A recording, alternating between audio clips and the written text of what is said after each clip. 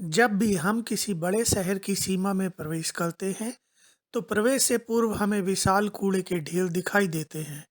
इन विशाल कूड़े के ढेरों में अनेकों बच्चे, महिलाएं अपने उपयोग की वस्तुएं निकालते हुए देखे जा सकते हैं। इसी प्रकार शहरों एवं ग्रामीण क्षेत्रों में स्थित स्वच्छ जल स्रोतों में भी घरों से निकला हुआ कूड़ा कचरा तैरता हुआ दिखाई देता है, जो विभिन्न प्रकार के जलीय जीवों जैसे मछलियों, कछुओं एवं अन्य जलीय वनस्पतियों की मृत्यु का कारण है। परंतु यह कचरा विशाल कूड़े के ढेर में बदलने से पूर्व हमारे घरों के आसपास, मोहल्ले इत्यादि में ही छोटे छोटे कूड़े के ढेर के रूप में दिखाई देता है, जिसके लिए हम सभी समान रूप से दोषी हैं।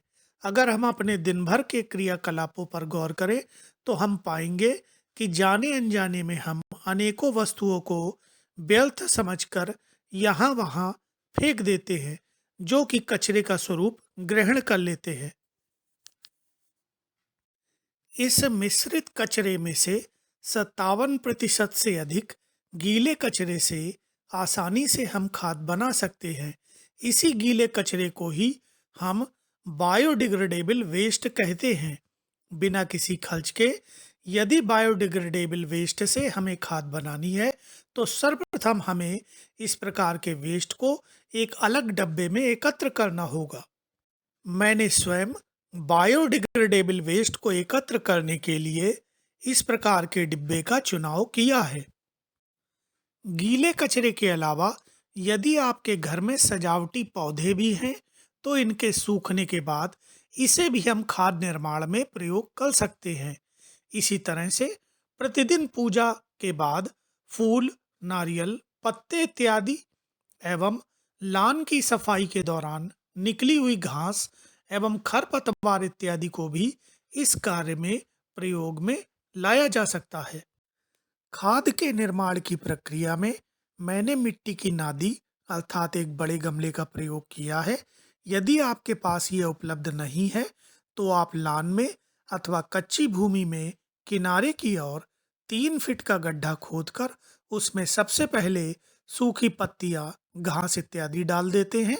इसके बाद इसको 4 इंच मोटी मिट्टी की परत से ढक देते हैं। बाद में इस मिट्टी के ऊपर पुनः गीला कचरा डालकर उसे भी मिट्टी से ढक देते हैं।